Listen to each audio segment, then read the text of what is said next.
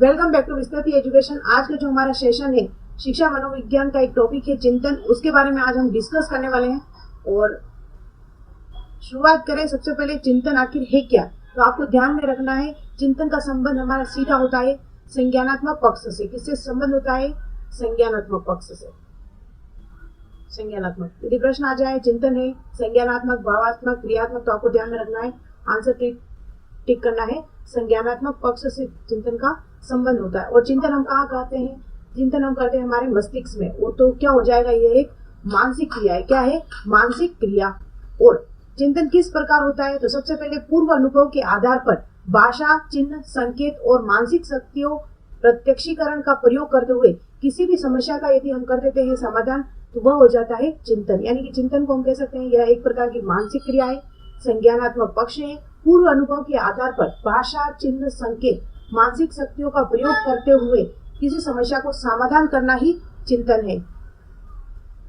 अब हम आगे बात करते हैं चिंतन की कौन कौन सी विशेषताएं होती है। तो सबसे पहले चिंतन का संबंध हमारे मस्तिष्क से है, तो यह एक मानसिक क्रिया होती है।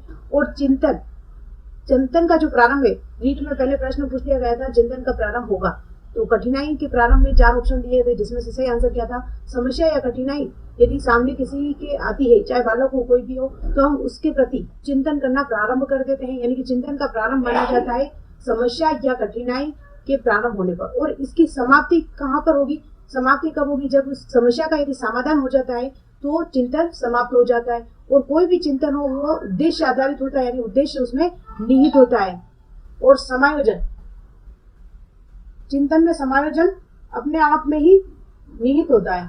समायोजन क्या है, इसका पूरा एक टॉपिक हम बिल्कुल क्लियर करेंगे, क्योंकि इससे संबंधित भी 1 नंबर का क्वेश्चन यहाँ पर आने वाला है आपके एग्जाम में। और अधिगम में सहायक, यानी कि जो चिंतन है वो हम निरंतर कुछ ना कुछ सीखते हैं, उसमें सहायक होता है। चिंतन हमेशा सरल से कठिन की ओर अग्रसर होता है। यानी सबसे पहले हम किसी भी चीज को समाधान करेंगे सरल, फिर कठिन की ओर आगे बढ़ेंगे।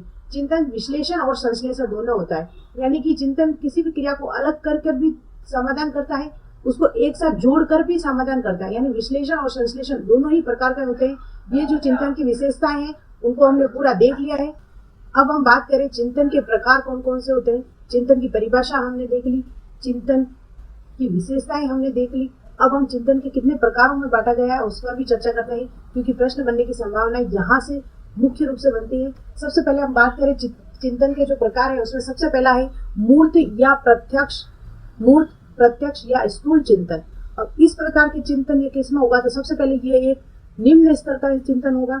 यदि छोटा बालक है, उसके सामने कोई वस्तु रख देते हैं या फिर कोई समस्या रख देते हैं जो कि उसके प्रत्यक्ष है, यानी कि स्थूल है, उसके सामने है, मूर्त है, तो वह किस प्रकार का चिंतन हो जाएगा? निम्न चिंतन। किस प्रकार का हो जाएगा?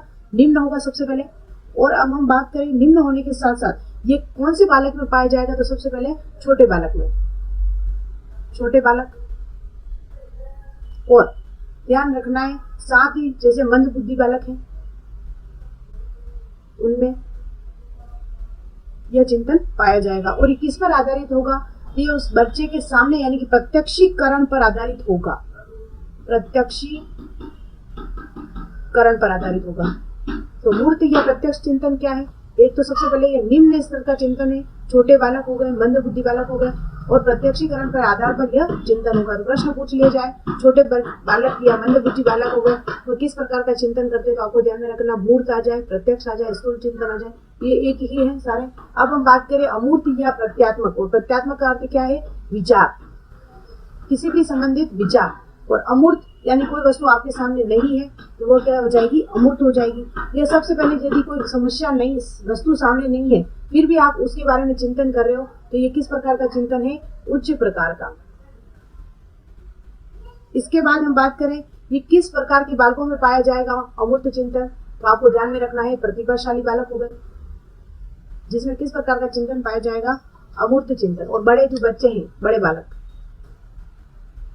उसमें यह चिंतन पाया जाएगा। अब हम बात करें कलात्मक हो गया, सृजनात्मक हो गया और रचनात्मक हो गया। ये तीनों एक ही बात है।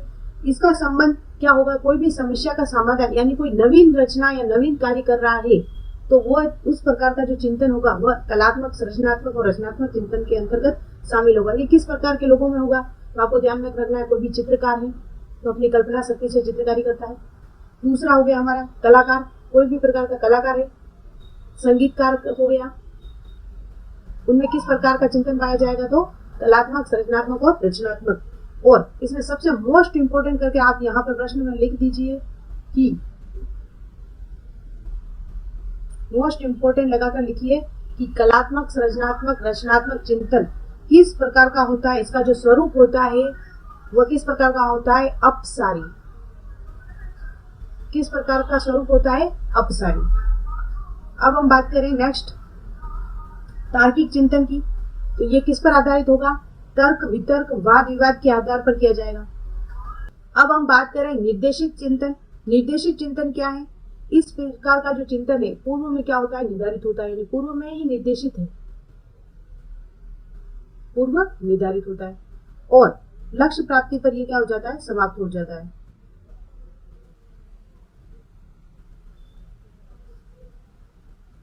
लक्ष्य प्राप्ति पर समाप्त हो जाता है। अब बात करें हम अनिर्देशित चिंतन, ये किस प्रकार का होता है, तो इस प्रकार का जो चिंतन है बिल्कुल पूर्व में निर्धारित नहीं होता है, पूर्व में क्या होता है, निर्धारित नहीं है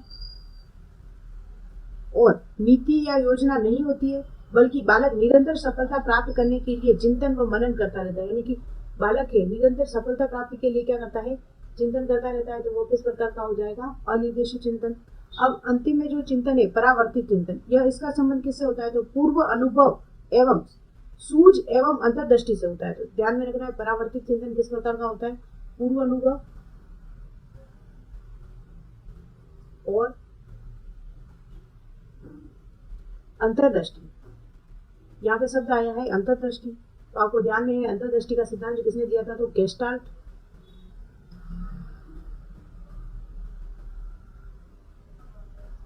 परावर्तित चिंतन में क्या होगा, पूर्व अनुभव और अंतर्दृष्टि के माध्यम से वह चिंतन करेगा और यह चिंतन किस प्रकार के में पाया जाता है, तो गेस्टाल्ट वाले ने जो सिद्धांत दिया था समस्या समाधान, समस्या समाधान को लेकर यह चिंतन किया जाएगा। एक बार फिर से हम इसको रिपीट कर लेते हैं। चिंतन के प्रकार, चिंतन के प्रकार में सबसे पहला मूर्त या प्रत्यक्ष, इसमें कौन से बालक, निम्न बालक, छोटे बालक, मंदबुद्धि बालक और प्रत्यक्ष करके ही चिंतन करेंगे। फिर है अमूर्त या प्रत्यात्मक चिंतन। प्रत्यात्मक का अर्थ क्या होगा, विचार विमर्श, ये किस प्रकार के बालकों में होगा, उच्च प्रकार क्या होगा और प्रतिभाशाली और बड़े बालक में होगा। फिर बात करें हम कलात्मक, सृजनात्मक और रचनात्मक चिंतन, ये तीनों एक ही एज इट इज और इस किस प्रकार की प्रक्रिया है, तो अपसारी है। नवीन संगीतकार, चित्रकार और कलाकार, इनमें किस प्रकार का चिंतन पाया जाएगा, तो कलात्मक। अब बात करें हम तार्किक चिंतन, यानी कि कोई भी बालक तर्क वितर्क कर रहा है, गणित का छात्र है, किस प्रकार का, तो इसमें किस प्रकार के चिंतन होंगे, तो उच्च स्तर का होगा और समस्या का समाधान होगा। फिर है निर्देशित, इसमें आपको ध्यान में रखना है निर्देशित यानी पूर्व में ही निर्धारित है और लक्ष्य की प्राप्ति पर यह समाप्त हो जाएगा। अनिर्देशित, पूर्व में कोई भी चिंतन निर्धारित नहीं है, बालक अपनी इच्छा अनुसार सफलता प्राप्ति के लिए निरंतर जो मनन करता हुआ चिंतन करता है वह अनिर्देशित कहलाता है। और सातवां है परावर्तित चिंतन, यह किस प्रकार का चिंतन है, पूर्व अनुभव और अंतर्दृष्टि के माध्यम से किसी भी समस्या का समाधान कर रहा है तो वह परावर्तित चिंतन के अंतर्गत आएगा।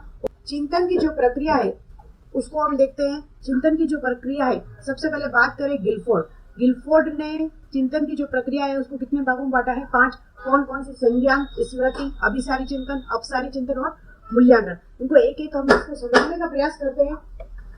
शिक्षा मनोविज्ञान में यदि प्रश्न तभी सही होगा यदि उस शब्द का अर्थ आप उसको समझ सके, तभी आप प्रश्नों की प्रकृति को समझ सकेंगे। सबसे पहला है संज्ञान। आखिरकार संज्ञान क्या है, संज्ञान का अर्थ होता है ज्ञान प्राप्ति या फिर ज्ञान करना, ज्ञान प्राप्ति या ज्ञान करना। दूसरा है स्मृति, और स्मृति का संबंध किससे हो जाएगा, हमारा याददाश्त हो गया, याददाश्त या फिर किसी चीज को धारण करना है, धारण करना, अवबोध करना, अवबोध करना। तीसरा है अभिसारी चिंतन, यहां से परीक्षा में निश्चित तौर पर प्रश्न आता है अभिसारी और अपसारी। अभिसारी चिंतन किसमें पाया जाता है, अपसारी किसमें पाया जाता है, तो आपको ध्यान में रखना है अभिसारी चिंतन किसमें पाया जाता है। अब इस भ से याद रखो, यहाँ पर आ रहा है प्रतिभा, प्रतिभाशाली। तो प्रतिभाशाली जो भी छात्र होंगे उसमें किस प्रकार का चिंतन होगा, अभिसारी। इसमें अभिसारी का अर्थ क्या होता है, जैसे आपने देखा होगा बहुत सारी चीज है उसमें से जो राइट चीज है उसको क्लिक करना, यानी उसको निश्चित तौर पे, यानी बहुत सारी समस्या है, उस समस्या का समाधान किसी एक विकल्प के माध्यम से करना ही, यानी कि विकल्प, एक विकल्प को ही कहा जाता है अभिसारी। तो डायरेक्ट जो प्रतिभाशाली छात्र होंगे वही उस समस्या का समाधान निश्चित तौर से एक विकल्प में प्रस्तुत कर सकेंगे। तो प्रश्न आ जाए प्रतिभाशाली बालकों में किस प्रकार का चिंतन पाया जाता है, तो आपको ये ब से याद रखना है, प्रतिभाशाली, कंफ्यूज नहीं होना है एग्जाम में। दूसरा है अपसारी चिंतन, तो आपको ध्यान में रखना जो भी सृजनात्मक बालक होंगे,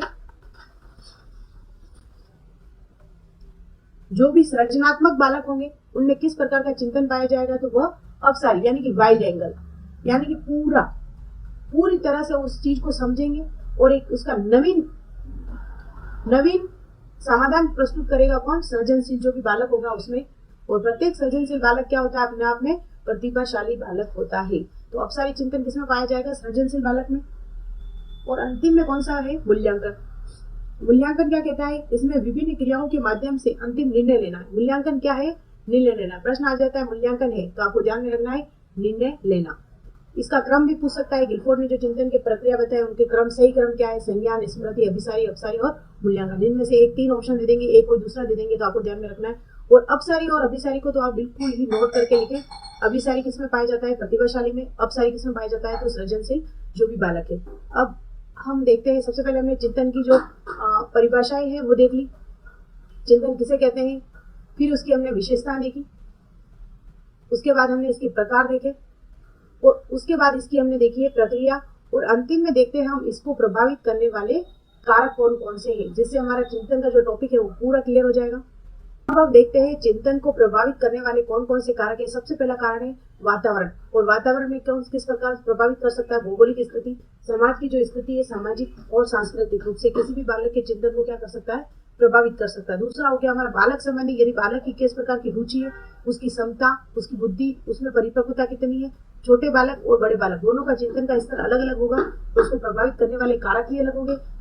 प्रत्येक बालक क्या है? विशिष्ट होता है, और अपनी अपनी उसकी क्या होती है? अभिवृत्ति, तो उसका भी चिंतन पर क्या पड़ता है? प्रभाव पड़ता है। और शारीरिक स्थिति भी बालक के चिंतन को प्रभावित करती है। नेक्स्ट आता है अध्यापक। जो बालक है, अध्यापक के निरंतर साथ रहता है, और उसके अनुभव, उसके शिक्षण कौशल, उसकी किस प्रकार की जो शिक्षण विधियां हैं, और उसकी जो प्रभावशीलता है उसका भी प्रभाव पड़ता है। जैसे कि किसी भी शिक्षा के जो प्रभावशीलता का प्रभाव भी उसके चिंतन पर पड़ता है। फिर है विषय वस्तु, यानी कि जो भी चीज सीख रहे हैं उसका कठिनाई स्तर कैसा है। जैसे हम हिंदी सब्जेक्ट पढ़ते हैं तो हमें थोड़ा आसान लगता है, जैसे ही हम फिजिक्स हो गया उनको पढ़ते हैं, सोचना ही उसके बारे में हमारे लिए कठिन हो जाता है, तो उसका कठिनाई स्तर हो जाता है। उसकी रोचकता, शिक्षण सूत्र पद्धति किस प्रकार की है उसको प्रभावित करता है। फिर आती है सहायक सामग्री, जिस प्रकार विषय वस्तु को समझने के लिए, जैसे हमने विज्ञान का विषय पढ़ रहे हैं और 16 ग्रह पढ़ रहे हैं, यानी कि सारे ग्रह पढ़ रहे हैं, यदि उनको एक सहायक सामग्री से समझा जाए, उसका चिंतन किया जाए तो निश्चित तौर पर बेहतर होगा। और तो विषय वस्तु की जो प्रकृति है वो भी क्या करती है? बालक के चिंतन को प्रभावित करती है। फिर आता है समय या थकान। आपको ध्यान में होगा आपका जो पहला दूसरा पीरियड होता है वह अंग्रेजी या गणित विषय का हुआ करता था, लेकिन जो अंतिम पीरियड थे, जैसे शारीरिक शिक्षा हो गया, कला हो गया, जिसमें बालक कम थकान महसूस करता था, उनको जो अरेंजमेंट होता था, क्योंकि बालक प्रारंभ में चिंतन ज्यादा कर पाते हैं सवेरे, यानी कि थकान होने पर वह चिंतन धीरे धीरे कम हो जाता है। फिर आती है दुर्घटना हो गई, ये भी चिंतन को प्रभावित करती है। पाठ्य सहगामी क्रिया, यानी आप किस प्रकार बालक को सिखा रहे हैं, यानी कि शिक्षण गतिविधि आधारित यदि हम शिक्षण कर रहे हैं तो बालक ज्यादा एक्टिव रहेगा और ज्यादा चिंतन करने का, प्रभावशीलता का प्रभाव पड़ेगा। तो आपको ध्यान में रखना है चिंतन को प्रभावित करने वाले कारक क्या है। आज के हमारे सेशन में हमने चिंतन को पूरा कंप्लीट कर लिया है। इससे संबंधित प्रश्न उत्तर हम अगले नेक्स्ट वीडियो में करेंगे। सो मच, मिलते हैं हम नेक्स्ट टॉपिक के साथ। यदि आपके लिए एक इन्फॉर्मेशन है, यदि आप रीट या सेट किसी भी एग्जाम की तैयारी कर रहे हैं तो इसके मॉडल पेपर फ्री में अवेलेबल है। आपको जाना है vistrati.com, सर्च करना है, और वहां पर आपको मॉक टेस्ट में अवेलेबल है डेली, जो कि आपके लिए बिल्कुल फ्री है, जिस पर हैंड रिटन नोट्स है, सब कुछ चीजें वहां पर अवेलेबल है। तो जाइए, इंतजार मत कीजिए। Thank you so much.